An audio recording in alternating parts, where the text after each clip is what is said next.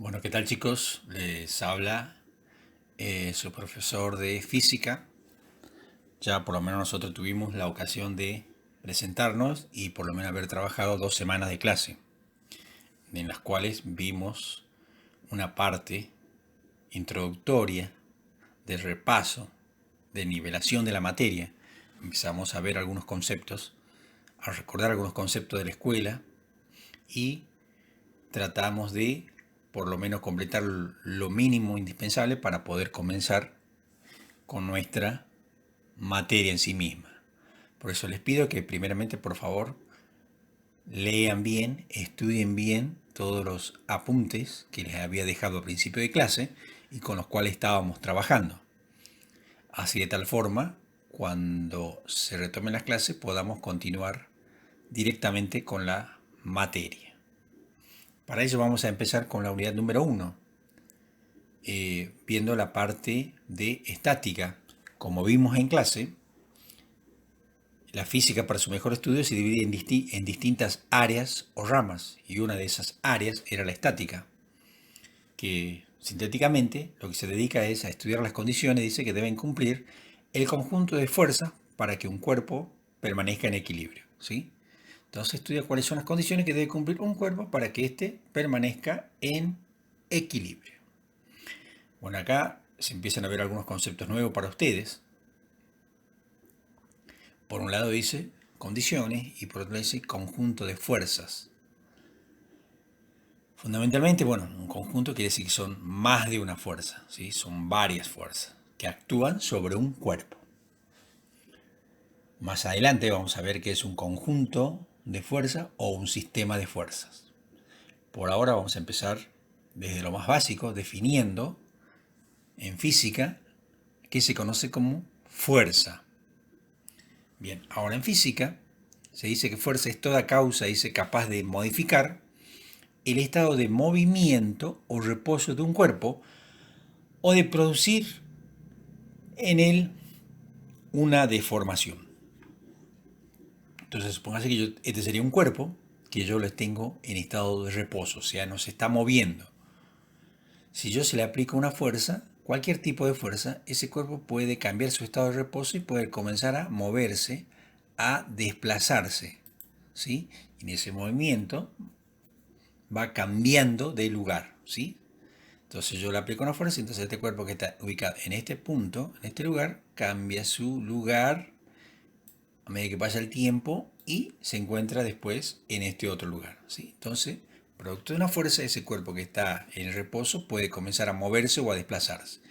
Ahora bien, si este cuerpo también viene moviéndose o desplazándose, producto de otra fuerza, también puede ser que ese cuerpo cambie su estado de movimiento y se detenga y quede en estado de reposo, inmóvil, sin moverse, quieto, ¿sí? Entonces, ¿cuál es la causa de que ese cuerpo se mueva o de que ese cuerpo que está en estado de reposo comience a moverse o que ese cuerpo que se está moviendo se quede totalmente inmóvil en reposo? Las causas son que las fuerzas que están interactuando sobre ese cuerpo. O bien dice de producir una deformación en este cuerpo. O sea, yo sobre este cuerpo que tiene una forma original, yo le aplico una fuerza o varias fuerzas y ese cuerpo se deforma, se modifica, ¿sí? Cambia su forma original, ¿sí? Yo le aplico fuerza y ese cuerpo se va modificando, se va cambiando su forma original. Y ese cambio de su forma original se debe a que se le están aplicando algún tipo de fuerza sobre ese objeto, ¿sí? Entonces, lo que modifica el estado de movimiento o reposo de un cuerpo es un conjunto de fuerzas, o bien de que producen una deformación en dicho cuerpo, también es un conjunto de fuerzas. También debemos decir que la fuerza es una magnitud vectorial y se representa por una flecha o segmento orientado llamado vector. Su unidad es el newton y se lo simboliza con la letra N mayúscula, ¿sí? Acá hay un detalle que ustedes seguramente no lo vieron en la escuela primaria, cuando se habla que es una magnitud vectorial. Vamos a ver de qué se trata una magnitud vectorial, ¿sí? Y dice, y que se representa por una flecha un segmento orientado llamado vector. Y la unidad o la magnitud de la fuerza es el newton. Y su símbolo es la N mayúscula. Entonces yo cuando hablo de fuerza, cuando apliqué tanta fuerza a un cuerpo, digo que apliqué una X cantidad de newton. Apliqué 20 newton, apliqué 50 newton, apliqué 100 newton de fuerza a un cuerpo. Entonces cuando yo me hablo de fuerza, su magnitud, su unidad es el newton.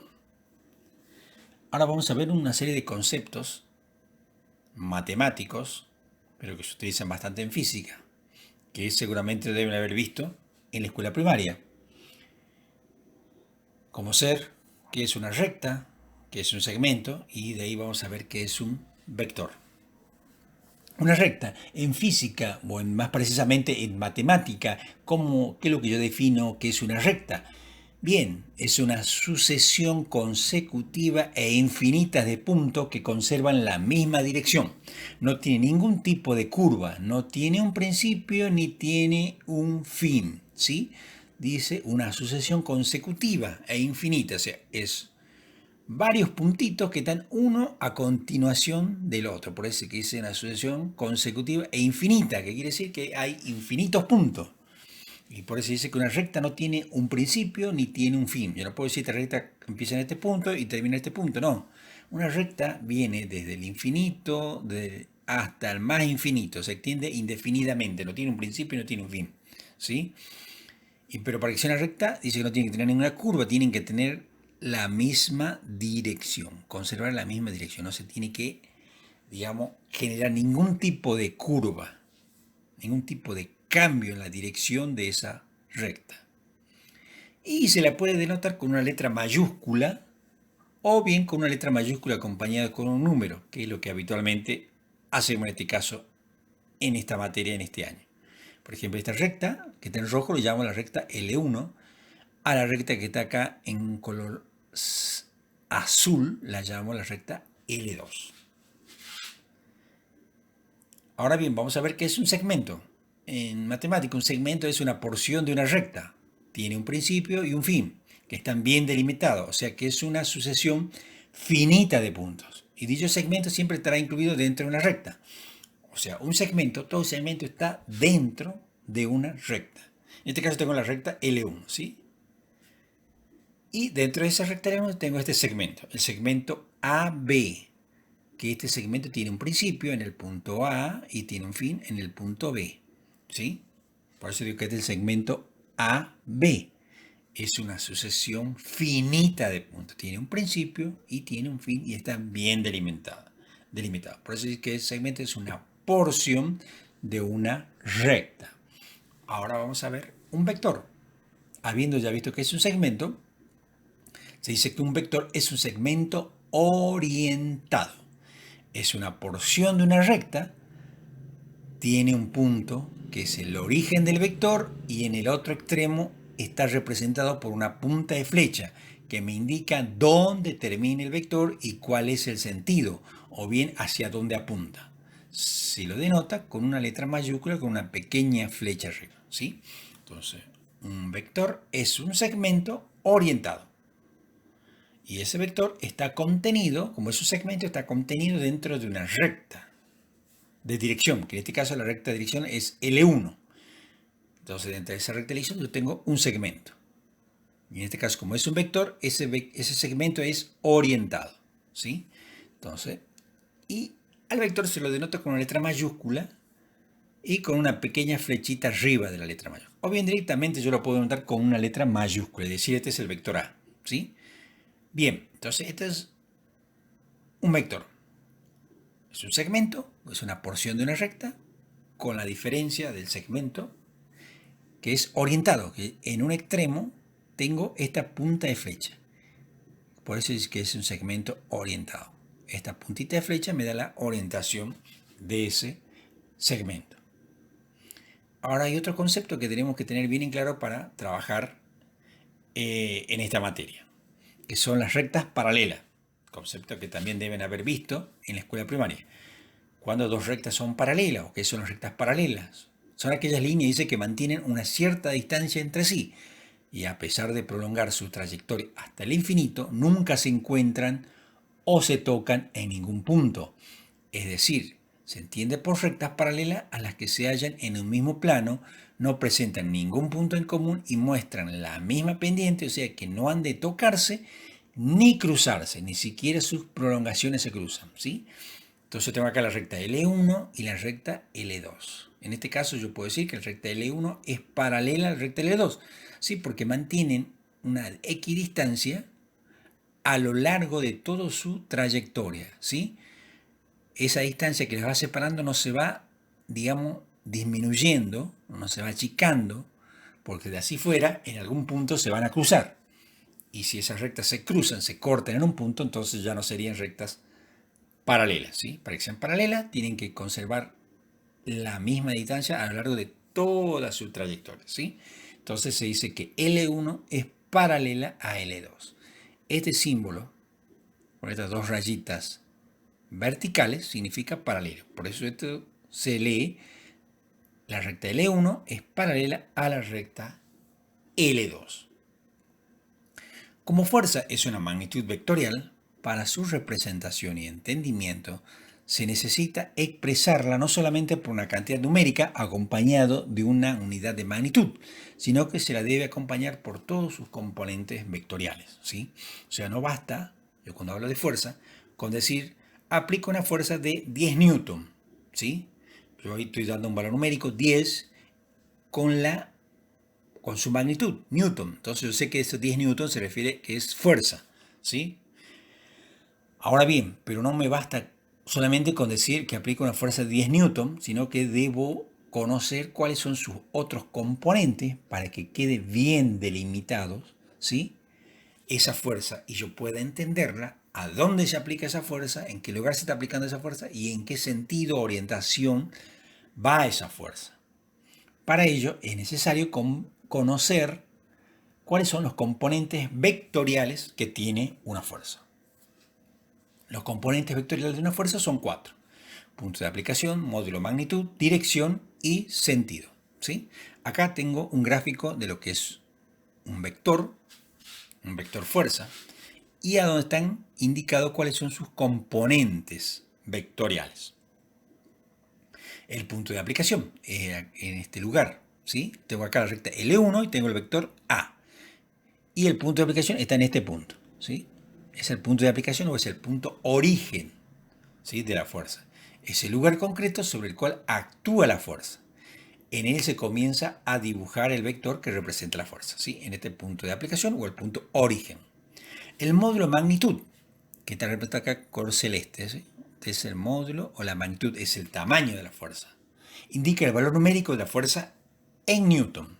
Se corresponde a la longitud del vector, ¿sí? Corresponde a esta longitud del vector, que se representa a escala, haciendo corresponder un valor en centímetros a un valor en newton, ¿sí? Entonces, para este curso vamos a tomar siempre, vamos a hacer coincidir que un newton es igual a un centímetro cuando ustedes vayan a hacer el gráfico en sus carpetas, ¿sí? Entonces cuando diga aplico o hay un vector o dibujar un vector de 5 newton, entonces me tendría que dibujar un vector que mida 5 centímetros. Vamos a hacer coincidir un centímetro con un newton, ¿sí?